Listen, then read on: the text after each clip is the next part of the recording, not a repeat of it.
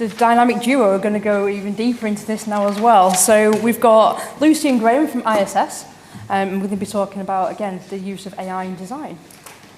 Firstly, thank you for letting us join you today and talk about AI in the workplace. As an introduction, my name's Graham Woods at ISS. I'm Director of IT Delivery and Demand, which is a bit of a strange job title, but essentially has two halves to it. One of those halves is, should we say, the more IT side, which is enterprise architecture and solution architecture. So for my sins, I have a geeky background. But I've been in and around FM now for 27 years, so I'm a bit battle-hardened with it. And the other part of my role really is to look at that FM requirement from our customers and our internal business and understand what technology we use and how we apply it correctly in our business. I've got to be careful what I say because some of our customers are in this room today as well. So I'm Lucy Ingham. I'm the Director of IT Functional Partnering. So I partner with our central functions, working closely with Graham to ensure that our teams and people are enabled by the right technologies. So I'm very much from the perspective of what does technology feel like for people? How does it enable them to do their jobs?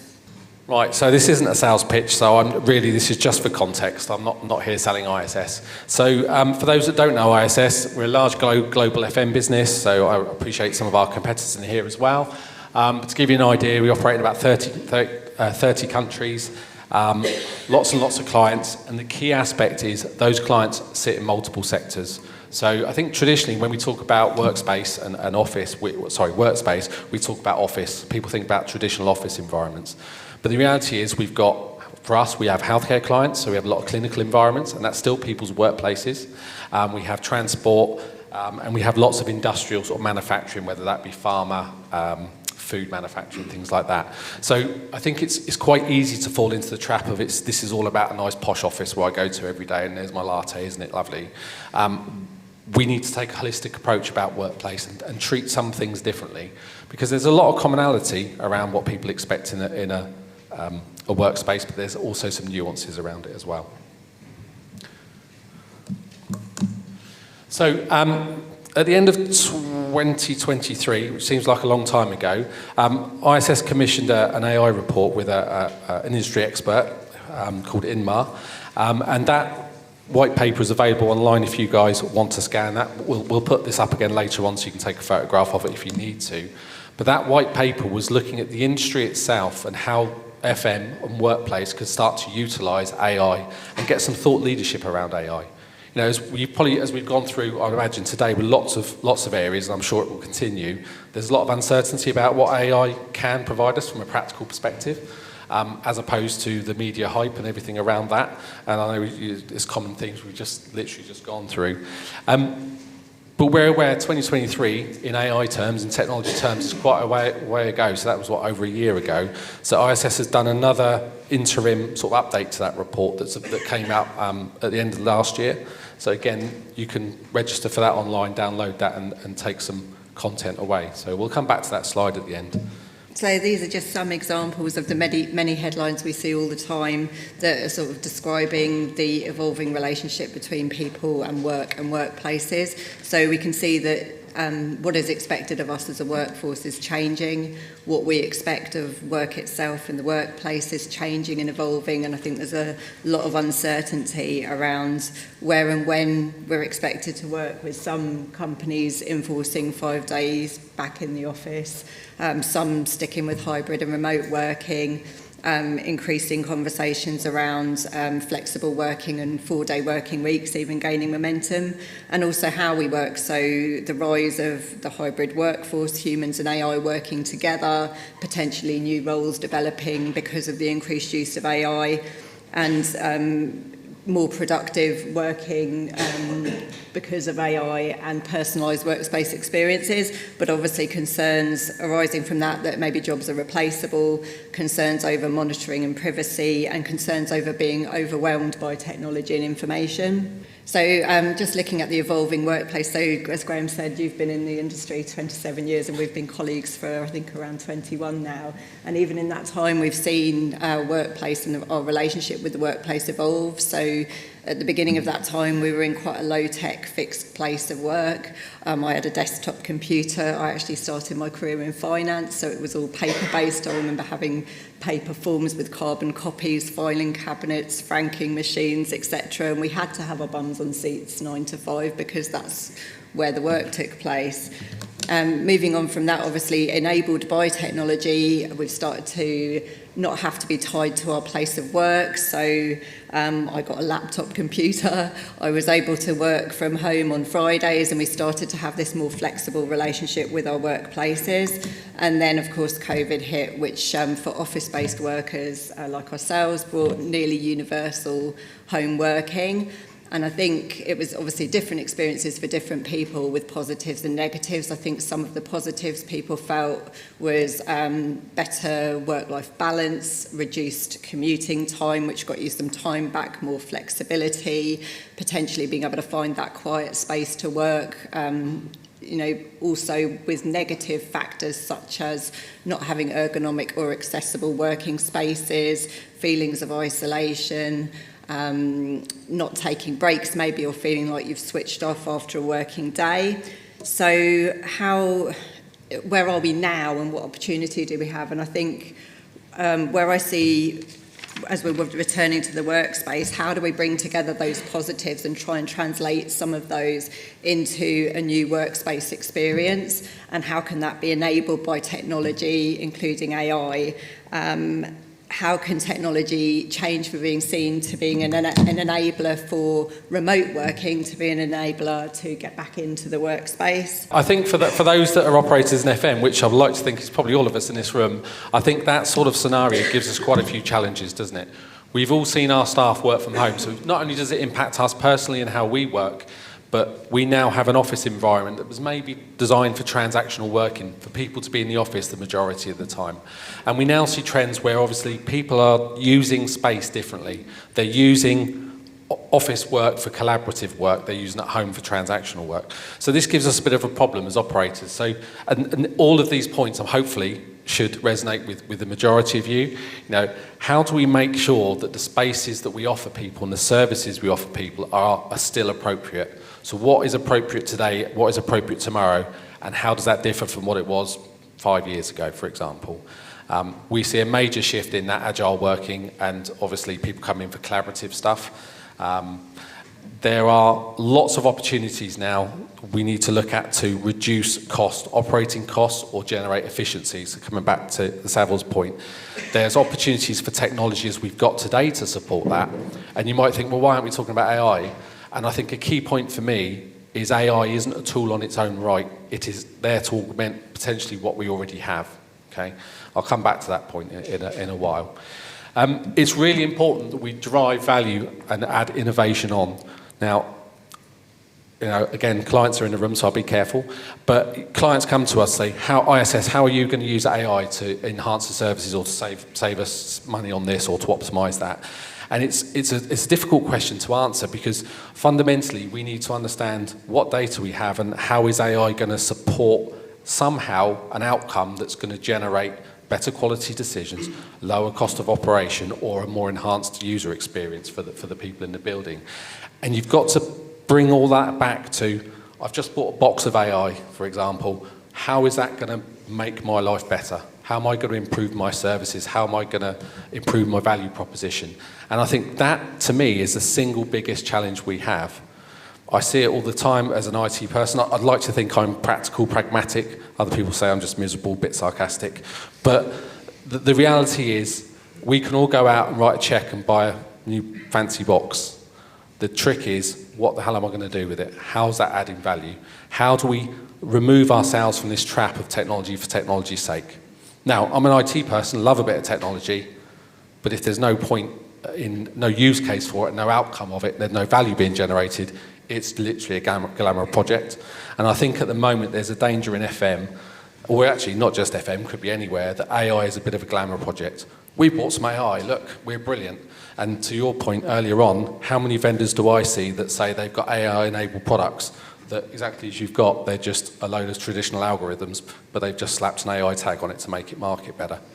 So I think we've got to be really wary of how AI is pitched and how we treat AI and come back to what is it I'm trying to achieve. There is a lot of noise around AI, obviously, in the press and the media. So I'm hoping today, obviously, I'm not anti-AI, I'm not saying that at all, but I just think we need to be really pragmatic about what it is we're trying to achieve with it. So where can we hope to leverage AI for people? In terms of a typical sort of AI-enabled working day in an AI-enabled smart building, what would I hope that might feel like for me? So I'd hope to be able to get to work, enter the building seamlessly, having AI to optimise some of my tasks during the day and prioritise things for me. I would hope to be able to engage with my workplace app and maybe say I'd like to work somewhere quiet this morning because I've got some things to focus on, and it could direct me to a desk where it's quiet currently due to sound levels, and it predicts it's going to be quiet for the rest of the morning where I want to work there. And when I get there, I'd hope that the temperature and the natural lighting would be optimised for my experience. Maybe the desk height has been lowered to suit me, and that I can work comfortably, maybe using my AI assistant to help me with my working day, which frees up time for me. And maybe it earns back some of that time that I've spent commuting. I would hope that means I can move around the office, speak to colleagues, have informal conversations, and get that sense of belonging that I didn't have when I was working at home during COVID. So also that would allow me to take a break for lunch where I can meet colleagues in the restaurant, and hopefully using AI as part of the supply chain and recipe management, understanding my dietary requirements. There'll be food there that maybe is the kind of food I want to eat because of what the weather looks like today. So I'll enjoy lunch with my colleagues, and then in the afternoon perhaps I want to collaborate with another set of colleagues, and because the building has been designed to allow me to work in this way, there's appropriate space for collaboration.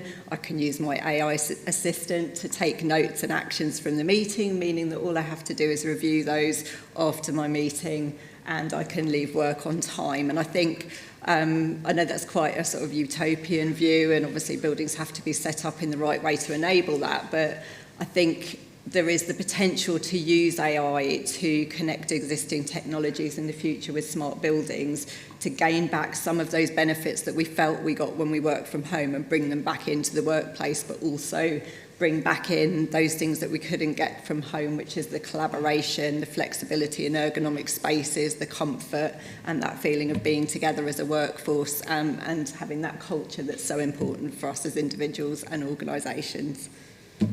Cool. I feel Lucy is definitely the utopian future, and then I just bring the misery, don't I? But as FM operators, so that Lucy's view as a user in the building, as a person view, a colleague view, I think that's very valid, and we mustn't forget. Obviously, we're users of buildings. I'm an occupant of a building, just like you guys are. Yeah. But some of us wear different hats, and we've got to create an environment that supports that environment or that user experience. Now, that user experience does vary from sector to sector and the type of workplace you're in, but I think that's a nice aspiration to get to, is that environment. Now, as an FM provider though, so to support some of that stuff, there's lots of things we need to provide from a technology perspective there. To be fair, there's a lot of expense in there.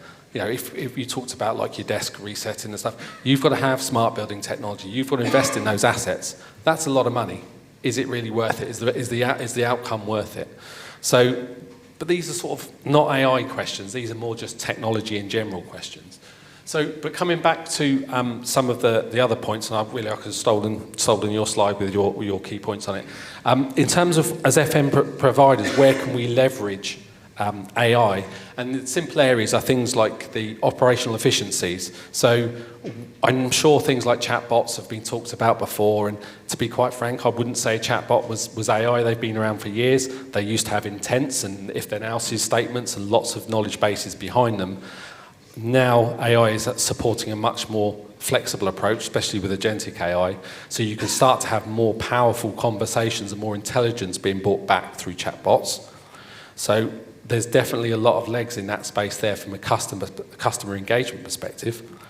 But what I would say as a balance to that is not everyone wants to use a chatbot. culturally, some people just want to talk to someone, they want to ring someone up and they want to moan at someone. Sometimes they want to do an email. That experience, we shouldn't be ramming a specific user experience down to everyone as a common standard. Yeah? So chatbot's very powerful, and I think, I'm not sure I like the term chatbot really, but chatbots to interrogate data and come back with answers as part of a BI platform, I think that's got a lot of power, and AI can certainly help in that space. Predictive maintenance, so the Sava guys touched on this a little bit. So obviously where we've got asset performance, a lot of assets out there now, some of them quite smart, quite clever, quite connected, and can start to bring back data for you to measure asset performance. Some assets less clever, but you can always chuck an IoT sensor on it, because we all know that's the answer to the future, is put some IoT sensors out. That was 5 years ago, potentially, maybe longer. The key is all of that data that's coming back to my earlier point, what are we doing with it? How do we get that data together and do something with it? So AI allows us to maybe paper over the cracks a little bit and bring some of that information together and to analyse trends and predict failures and things like that. And that's really where the value is. But you have to have that source data in a sensible position to start with. And I'm not going to speak for everyone, and I think there was a topic, we missed the first session this morning, but how do you get good asset prediction and capital investment planning solutions on your assets when you don't actually have a valid and full asset list, which is not uncommon. So AI can certainly support in that respect. And I know energy and utility, I'll let the CBRE guys talk about that in a bit, because there's no point me talking about it if they're going to do that. But the most important one for me really is the data-driven bit. So we have lots of data, some of it structured, some of it unstructured, some over here, some in Excel, some on a bit of paper. Everyone's got that. Don't care what business you're in, you're all a variation on the theme, okay, and we're the same. What AI does allow us to do is to start to pull and create relationships between some of that traditionally unconnected data and to get some insights from it. Does it fix everything? Is it a silver bullet? Absolutely not. Not yet. You still need some sense for this stuff to work on top of. So I think with a lot of the investment that's made, actually, I feel there's a lot more value in understanding the foundations of your data, getting data together first before you start investing in the tools over the top of it. I am the bringer of misery today, aren't I, really? But let's talk about some other stuff. So AI isn't cheap. Okay, so we, for example, as an organisation, rerun Copilot on if you've got a business case to run it, because we can't roll it out for everyone because it costs a fortune. But certainly we've got a large number of users on that. From a personal productivity perspective, absolutely wonderful. I'd pay the 30 quid a month for my own money just to have it, the amount of time it saves me.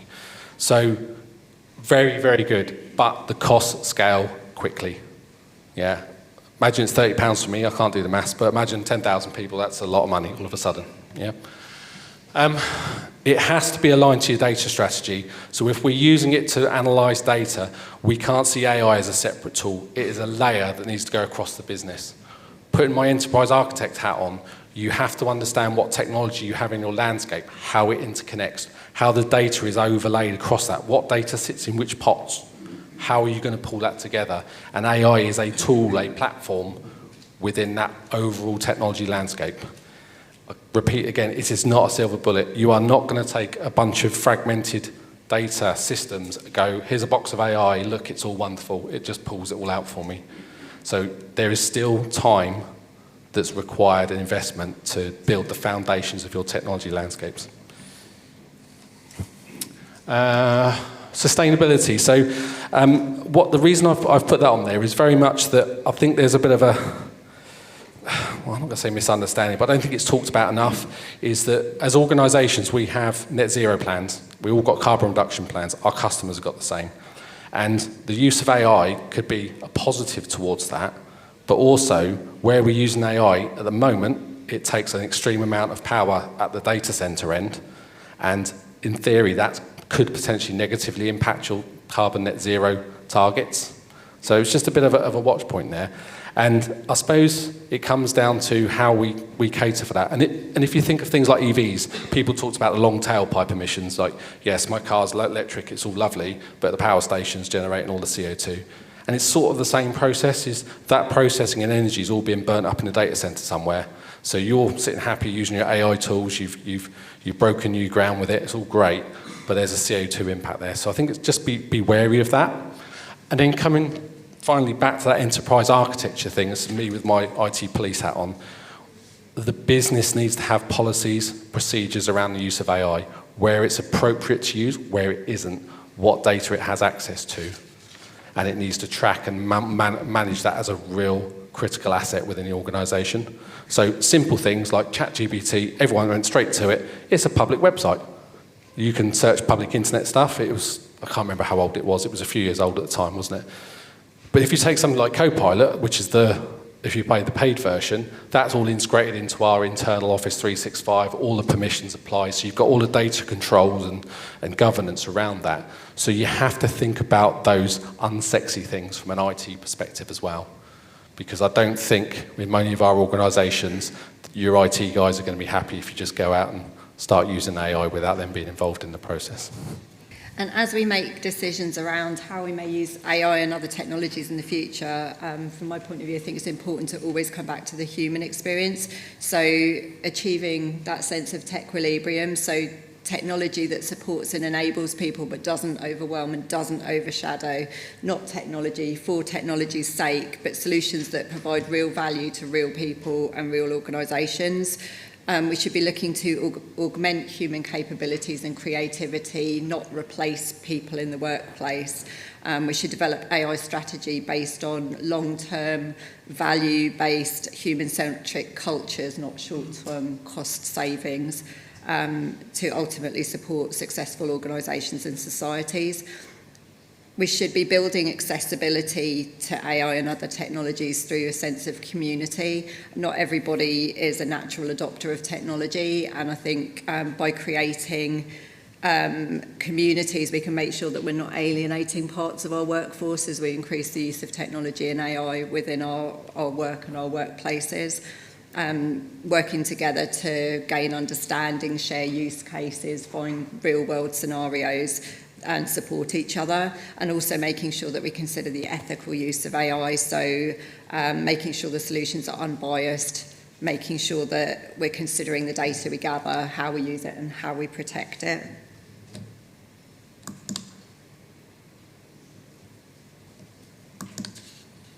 So what now? There's so much noise around artificial intelligence. Let's rise above that and give you another opportunity to download your copies of the shameless plug. Yeah.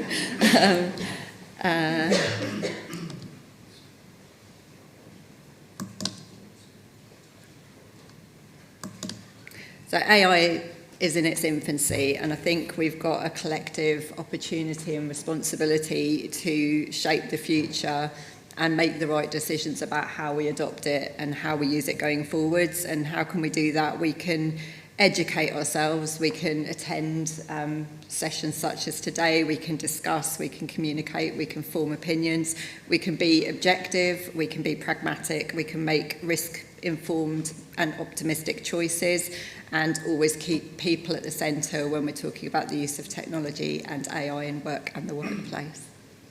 Cool. That's us. Thank you very much.